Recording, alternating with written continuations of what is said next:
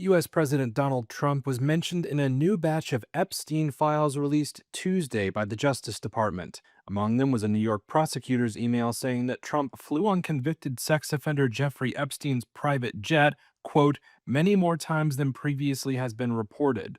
It said he had flown on the plane 8 times in the 1990s. In a social media post in 2024, Trump said he was never on Epstein's plane or at his stupid island. Among the 8 flights were 4 where Epstein associate Ghislaine Maxwell was aboard. She is serving a 20-year sentence for helping Epstein sexually abuse underage girls. On one flight, the only 3 passengers were Epstein, Trump, and a 20-year-old woman whose name was redacted.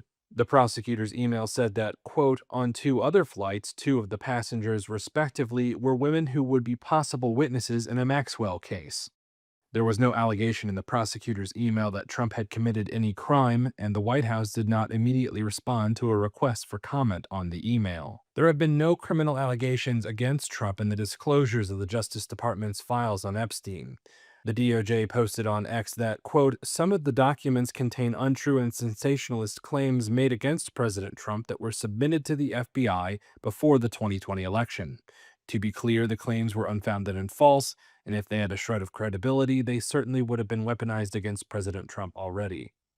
On Monday, Trump played down the importance of the Epstein files. What this whole thing is with Epstein is a way of trying to deflect from the tremendous success that the Republican Party has. Like, for instance, today we're building the biggest ships in the world, most powerful ships in the world, and they're asking me questions about Jeffrey Epstein. I thought that was finished.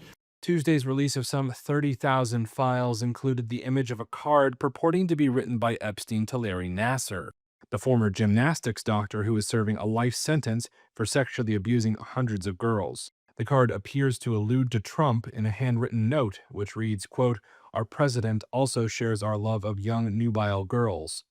But just hours after releasing it to the public, the Justice Department labeled the card a fake, saying in a statement, quote, this fake letter serves as a reminder that just because a document is released by the Department of Justice does not make the allegations or claims within the document factual.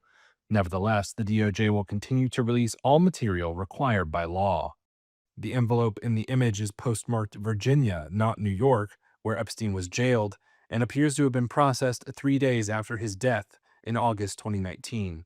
The White House did not immediately respond to requests for comment on the card. One of Larry Nassar's former lawyers, Shannon Smith, declined to comment. Another former lawyer, Matthew Newberg, did not immediately respond to a request for comment.